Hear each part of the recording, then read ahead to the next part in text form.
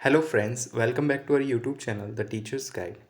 आज के second video में सेकेंड ट्यूटोरियल में हम सीडीपी क्वेश्चंस की प्रैक्टिस करने वाले हैं जो आपके सीटेट जुलाई 2023 को टारगेट करके बनाए जा रहे हैं।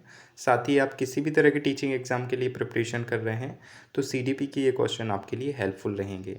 तो चलिए शुरू करते हैं इस ट्यूटोरियल को। उससे पहले same request, first time channel पर विजिट कर रहे हैं तो चैनल को सब्सक्राइब कर लें, जहां आपको इसी तरह की लर्निंगफुल यूज़फुल वीडियोस देखने को मिलेंगे जो आपके टीचिंग एग्ज़ाम्स में आपको हेल्प करेंगे। तो चलिए स्टार्ट करते हैं आज के इस ट्यूटोरियल को, जिसमें हम आज 5 क्वेश्चंस की बात करेंगे। कल 10 क्वेश्चंस पर काफ़ी लेंथी वीडियो हो गया था। क्योंकि हम इसको जब स्टडी करते हैं तो काफ़ी एक्सप्लेनेशन हो जाता है और जो राइट ऑप्शन होता है उसको देखना मायने नहीं रखता है। इसके अलावा जो 3 रॉन्ग ऑप्शंस होते हैं उनसे हमें बहुत कुछ सीखने को मिलता है, इसलिए हम उसको भी डिस्कस करते हैं तो काफ़ी लेंथी वीडियो हो जाता है। तो आज हम केवल 5 क्वेश्चंस की बात करेंगे, लेकिन बहुत अच्छे तरीके से समझेंगे उसको। तो चलिए स्टार्ट करते हैं। तो आज के हमारे इस ट्यूटोरियल का जो फर्स्ट क्वेश्चन है वो है, which of the following statements about intelligence is correct. निम्नलिखित में से बुद्धि के बारे में कौन सी बात सही है। इंटेलिजेंस, तो होपफुली आपने यदि इसके बारे में पढ़ा है तो आप बड़ी आसानी से इसका उत्तर कर पाएंगे, और यदि नहीं पढ़ा है तो इन 4 ऑप्शंस के थ्रू हम चीज़ों को समझने की कोशिश करेंगे। तो यहाँ पर हमारा जो राइट ऑप्शन होगा इट इज़ फोर्थ ऑप्शन, और क्यों होगा हम देखते हैं। तो सबसे पहले मैं आपको बताना चाहूँगा कि इंटेलिजेंस जो है वो एक एबिलिटी के रूप में उसको डिफाइन किया गया है। It's a kind of ability, not a kind of ability, it's a set of abilities. कई तरह की योग्यताएं होती हैं, उन योग्यताओं को ही हम इंटेलिजेंस या बुद्धि के रूप में शामिल करते हैं। एक बच्चा हो सकता है साइकिल बहुत अच्छा स्टंट कर लेता है, कोई बच्चा बहुत अच्छी पेंटिंग कर लेता है, कोई बहुत अच्छा मूर्ति बना लेता है, कोई बहुत अच्छी सिंगिंग कर लेता है। तो ऐसे सभी पर्सनालिटीज़ को हम इंटेलिजेंट बोल देते हैं। क्यों बोलते हैं? Just because of their abilities, extra ordinary abilities. तो उनकी कुछ खास योग्यताओं के कारण हम उनको इंटेलिजेंट बोल देते हैं। तो इसी साधारण सी भाषा में हम समझ सकते हैं कि इंटेलिजेंस को हम एक कॉम्प्लेक्स सेट ऑफ एबिलिटीज़ के रूप में डिफाइन करते हैं। ये क्या होता है? कुछ योग्यताओं का एक समूह होता है जिसको हम बुद्धि कहते हैं। अब इसके संदर्भ में कौन सी बात सही है ये हमसे यहाँ पर पूछा है। तो हम पहले ऑप्शन को यदि पढ़ते हैं तो ध्यान से समझिएगा। Intelligence is a fixed ability and determined at the time of birth only. अब इस बात को यदि हम ध्यान दें तो मान लीजिए हमने एक बच्चे की भी बात की थी कि जो बहुत अच्छी ड्राइंग कर लेता है। तो ड्राइंग करना बच्चा जो है आफ्टर बर्थ सीखता है, ऐसा तो कुछ है नहीं है कि वो बाय बर्थ जो है वो चीज़ सीख करके आता है। नो, उसकी ये जो एबिलिटी हो है वो समय के साथ वो सीख पाता है। तो ये पहली चीज़ जो है गलत साबित हो जाती है कि बुद्धि जो होती है उसका निर्धारण जन्म से होता है। नहीं, समय के साथ एनवायरनमेंट अच्छा मिलता है तो कई योग्यताएं विकसित हो जाती हैं। दूसरा ऑप्शन देखिए, intelligence can be accurately measured and determined by using standardised test.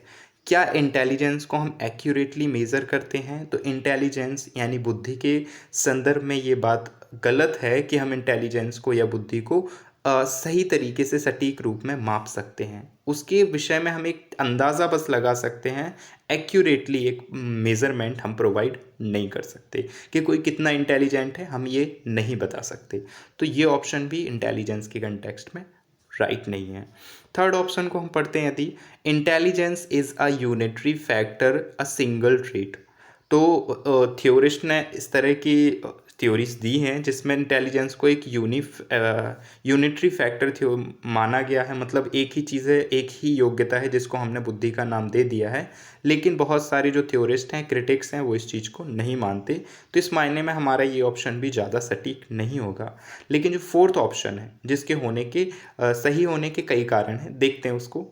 Intelligence is multi dimensional and set of complex abilities. जो इंटेलिजेंस है सबसे पहली वो मल्टी डायमेंशनल है। ये मल्टी डायमेंशनल जो वर्ड है ना, उसने आपके ऑप्शन को काफ़ी दायरा प्रदान किया है। साथ ही साथ इसमें एक नीचे लिखी है कि ये योग्यताओं का समूह है। तो इंटेलिजेंस असल में है क्या? बहुत सारी योग्यताओं का समूह है। हम किसी एक खास योग्यता बस को इंटेलिजेंस नहीं बोल देंगे। बहुत सारी योग्यताएं होती हैं। हो सकता है भाई जिसको अच्छे से पेंटिंग करना नहीं आता है वो बहुत अच्छा डांस कर सकता हो, तो वो एक अपना उसका इंटेलिजेंस का दायरा अलग हो गया। तो हम अलग अलग एबिलिटीज़ को उनके सेट को क्या है, बुद्धि का नाम देते हैं, और ये चौथा ऑप्शन जो हमारा सही होगा। तो होपफुली इस छोटे से एक्सप्लेनेशन से आपको बहुत सारी चीज़ें समझ में आई होंगी। तो हम इसी तरह से क्वेश्चंस को पढ़ने की कोशिश करेंगे। चलिए हम अब चलते हैं अपने अगले प्रश्न पर, और हमारा अगला प्रश्न कुछ इस तरह है। रूही, जो कि एक छोटी सी बच्ची है, always think of multiple solution. वो हमेशा अलग अलग तरह के मल्टीपल सॉल्यूशन के बारे में सोचती है ना। रूही हमेशा समस्या के एकाधिक समाधानों के बारे में सोचती है। To a problem many of which are original solution, और उसमें से ज़्यादातर जो सॉल्यूशन होते हैं, समाधान होते हैं, वो अपने आप में ओरिजिनल होते हैं, मौलिक होते हैं, है ना। ऐसे सॉल्यूशन होते हैं जो कि उसको बताए नहीं गए हैं, है ना। Now Roohi is displaying characteristic of an. तो बताइए कि रूही के इस तरह के गुणों से हमें क्या पता चलता है, रूही किन गुणों का प्रदर्शन कर रही है। तो सी इज़ अ क्रिएटिव थिंकर, क्या वो एक क्रिएटिव थिंकर है, क्या वो सृजनात्मक विचारक है, कन्वर्जेंट थिंकर है मीन्स अभिसारिक विचारक है क्या, या रिजिड थिंकर है, या फिर ईगोसेंट्रिक थिंकर है। तो यहाँ पर हमारा जो राइट ऑप्शन होगा इट इज़ क्रिएटिव थिंकर। हमें इस चीज़ को समझना है कि क्रिएटिव थिंकर क्या होता है। तो क्रिएटिव थिंकर इस तरह की थिंकिंग करना होता है जिसमें आप एक दी गई प्रॉब्लम के बारे में अलग अलग तरीके से सोचें, और सॉल्यूशन एक ऐसा लेकर के सामने आए जो अपने आप में ओरिजिनल हो, है ना। जो ऐसा ना हो कि आपको पहले से बताया गया हो कि वही रिपीटेटिव हो। जब आप किसी प्रॉब्लम का एक ओरिजिनल सॉल्यूशन प्रस्तुत करते हैं तो इस तरह की थिंकिंग को अपन क्रिएटिव थिंकिंग कहते हैं। क्रिएटिविटी मतलब कुछ नया लेकर के सामने आना, ठीक है। इसी को और कभी कभी हम डाइवर्जेंट थिंकिंग से भी जोड़ देते हैं। डाइवर्जेंट थिंकिंग का मतलब होता है, डाइवर्ज मतलब होता है अलग, एक सेंटर से अलग अलग दिशाओं में मूव करना। तो डाइवर्जेंट थिंकिंग में क्या होता है, एक बच्चा जो होता है किसी प्रॉब्लम के डिफरेंट और अलग अलग एंगल से सॉल्यूशन सोचता है, या किसी भी प्रॉब्लम को अलग अलग तरीके से, अलग अलग एंगल से, अलग अलग दृष्टिकोण से सोचता है। तो इस तरह की थिंकिंग को हम डाइवर्जेंट थिंकिंग कहते हैं, और जितने भी तरह के ओपन एंडेड क्वेश्चंस होते हैं वो डाइवर्जेंट थिंकिंग को प्रमोट करते हैं। ये आपको ध्यान रखना है, ठीक है। ओपन एंडेड क्वेश्चन कहने का मतलब है ऐसे प्रश्न जो बच्चे को अलग अलग तरह, अलग अलग दिशाओं में, अलग अलग दृष्टिकोण से सोचने के लिए मजबूर करें, उकसाएं, ठीक है ना। तो उनको बोलते हैं हम ओपन एंडेड क्वेश्चंस। तो यहाँ पर राइट ऑप्शन क्या है, क्रिएटिव थिंकर। रूही क्या है, एक क्रिएटिव थिंकर है जो किसी समस्या को अलग अलग तरीके से सोच पा रही है। अब बात करते हैं कन्वर्जेंट थिंकिंग या कन्वर्जेंट थिंकर का मतलब क्या होता है। तो कोई ऐसा बच्चा या ऐसी थिंकिंग जिसमें हम किसी प्रॉब्लम का एक सेंटर पर सॉल्यूशन, मतलब घूम फिर कर हम एक सॉल्यूशन की तरफ आते हैं, तो उसको हम क्या बोलते हैं, कन्वर्जेंट थिंकिंग बोलते हैं, ठीक है ना। मतलब ज़्यादा क्रिटिकल एनालिटिकल वे में ना सोचना, बस ये जो प्रॉब्लम दी है उसी के हिसाब से सोच लेना और एक ही दृष्टिकोण अपनाना, इसको अपन क्या बोलते हैं, कन्वर्जेंट थिंकिंग बोलते हैं। कन्वर्ज का मतलब होता है एक ही जगह पर आकर के मिलना, ठीक है, उसको बोलते हैं conversion. Now rigid thinker, rigid ये एक आपको बता दिया जो अलग अलग तरह से ना सोच सके, फ्लेक्सिबल ना हो, एक ही बात पर जिद करके अड़ा करके रह जाए, या किसी बात से इम्पैक्ट हो, उसको रिजिड थिंकर बोलेंगे। ईगोसेंट्रिक, जो सेल्फ को ध्यान में रखकर अपनी बातों से प्रभावित होकर सोचता है, उसको अपन ईगोसेंट्रिक थिंकर बोल सकते हैं। तो यहाँ पर आपका राइट ऑप्शन क्या होगा, क्रिएटिव थिंकर। तो रूही क्या है, क्रिएटिव थिंकर है। चलिए चलते हैं हम अपने अगले प्रश्न पर, और हमारा अगला प्रश्न है 13th। In a situation of less participation of student belonging to a deprived group in teaching learning process teacher should. तो बताया है कि एक ऐसी सिचुएशन बन गई है जहाँ पर कुछ बच्चे जो हैं शिक्षण अधिगम प्रक्रिया में वंचित समूह से संबंधित विद्यार्थियों द्वारा सहभागिता कम होने की स्थिति में एक शिक्षक को क्या करना चाहिए। तो आपसे पूछा गया है कि एक ऐसी सिचुएशन में जिसमें बहुत सारे बच्चे जो हैं कक्षा जो गतिविधियां हैं उनमें पार्टिसिपेट नहीं कर पा रहे हैं, तो एक शिक्षक होने के नाते आपका क्या कर्तव्य बनता है, इनमें से आप क्या करेंगे। तो देखते हैं, हम मोस्ट पॉजिटिव हमको यहाँ पर चुनना है, ध्यान रखिएगा। तो पहला आंसर देखते हैं, ask the children to withdraw from school. बच्चों से कह दें कि वो अपने आप को उस गतिविधि से अलग कर लें या विद्यालय छोड़ दें। तो ये तरीका सही होगा नहीं, एक शिक्षक होने के नाते आपका ये तरीका गलत होगा। Accept this situation as it is, इस स्थिति को जैसा है वैसा ही स्वीकार कर लें। तो इसमें भी आपकी कोई भूमिका नहीं है। यहाँ पर आप क्या कर रहे हैं, जो चीज़ें हैं बस उनको वैसे के वैसे छोड़ दे रहे हैं। तो एक शिक्षक होने के नाते ये भी आपका सही तरीका नहीं रहेगा। लोअर हर एक्सपेक्टेशन, वो शिक्षिका जो है उसको अपनी अपेक्षाओं को कम कर लेना चाहिए, नहीं। हमें बच्चों से अपेक्षा रखनी चाहिए, उनकी काबिलियत को बढ़ाने की कोशिश करनी है हमें अपनी अपेक्षाओं को कम नहीं करना है। आगे देखते हैं चौथा option, reflect on her own teaching. उस शिक्षिका को अपने पढ़ाने के तरीके पर क्या करना चाहिए, एक बार विचार करना चाहिए, रिफ्लेक्ट करना चाहिए। And find ways to improve students involvement, और कोशिश करनी चाहिए, वो तरीके ढूंढने चाहिए ताकि उन बच्चों की सहभागिता को बढ़ाया जा सके। तो ये एक चैलेंजिंग और अच्छा तरीका होगा। तो फोर्थ ऑप्शन को अपन यहाँ पर राइट मानेंगे। आपको ध्यान रखना है, जब भी CDP के क्वेश्चन आपसे पूछे जाते हैं और इस तरह के सजेशंस आपसे मांगे जाते हैं, तो वहाँ पर कोई फाइनल सजेशन नहीं होता है, आपको उनमें से बेस्ट को चूज़ करना होता है। मान लीजिए यहाँ पर यदि ये नहीं होता तो हम सेकेंड ऑप्शन की तरफ जाते, तो हमें बेस्ट को चूज़ करना है, ये नहीं मानना है कि ये फाइनल है, नो। ठीक है, चलिए चलते हैं हम अपने अगले प्रश्न पर। और हमारा प्रश्न नंबर जो यहाँ पर फोर्थ है आज की वीडियो का, और टोटल 14th क्वेश्चन है। तो ये क्वेश्चन है, इन अ इंक्लूसिव क्लासरूम अ टीचर, एक समावेशी कक्षा में एक शिक्षक को विशिष्ट शैक्षिक योजनाओं को किस तरह से प्लान करना चाहिए, या योजनाओं को लेकर क्या होना चाहिए। तो यहाँ पर लिखा है शुड नॉट प्रिपेयर, उसको तैयार नहीं करना चाहिए।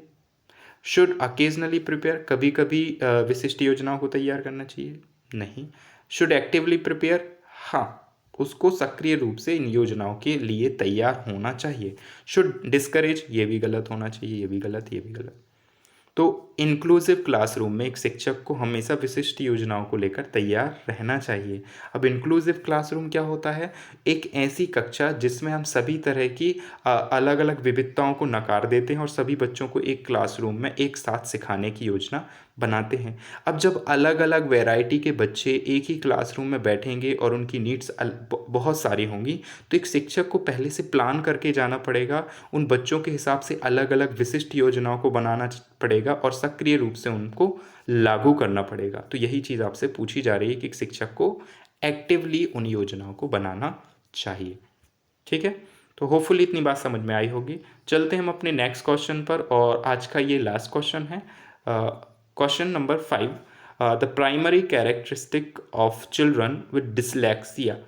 तो एक बच्चा जो कि डिसलेक्सिया से जूझ रहा है, तो उसकी क्या कैरेक्टरिस्टिक्स होती है, पठन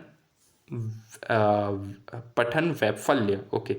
तो इस तरह की जो लर्निंग डिसेबिलिटी है, अधिगम विकार है, इसकी क्या लक्षण होता है। तो अटेंशन डेफिसिट ये नहीं है, और डाइवर्जेंट थिंकिंग फ्लुएंसी ये तो एक पॉजिटिव इम्पैक्ट है लर्निंग डिसेबिलिटी का, ये तो कभी रिजल्ट निकलेगा नहीं। हाँ, इनएबिलिटी टू रीड फ्लुएंटली, ये इसका राइट ऑप्शन है। एंगेजिंग लोकोमोटर, ये भी गलत है। तो तीसरा ऑप्शन जो है वो अपना सही है। डिसलेक्सिया एक ऐसा अधिगम विकार है, लर्निंग डिसेबिलिटी है, जिसमें बच्चा प्रॉपर वे में समझते हुए फ्लुएंटली पढ़ नहीं पाता है। ये एक रीडिंग डिसेबिलिटी है, इसमें बच्चे को पढ़ने में प्रॉब्लम होती है। पढ़ने से हमारे यहाँ तात्पर्य केवल प्रोनंसिएशन की बात नहीं है, हमारे यहाँ पर तात्पर्य है चीज़ों को समझते हुए पढ़ने की, मीनिंग्स को वो डिकोड नहीं कर पाता है, तो इसको हम बोलते हैं डिसलेक्सिया। इसके अलावा और भी लर्निंग डिसेबिलिटीज़ हैं, like dysgraphia. Graphia means related to writing, and dysphagia, phagia is related to speaking, and praxia is related to movement। तो ये आपको अलग अलग कुछ डिसेबिलिटीज़ हैं जिनको हम आने वाले वीडियोस में अच्छे से पढ़ेंगे, तो इनको आपको ध्यान रखना है। यहाँ पर डिसलेक्सिया जो रिलेटेड है वो रीडिंग से रिलेटेड है, यहाँ पर बच्चे फ्लुएंटली रीड नहीं कर पाते हैं।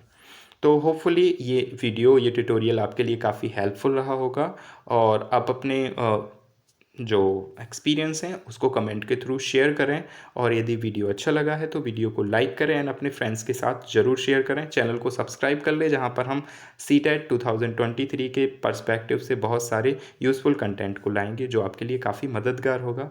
मिलते हैं एक अगले वीडियो में, अगले चैप्टर में एक नए कंटेंट के साथ। तब तक से आप सभी का धन्यवाद।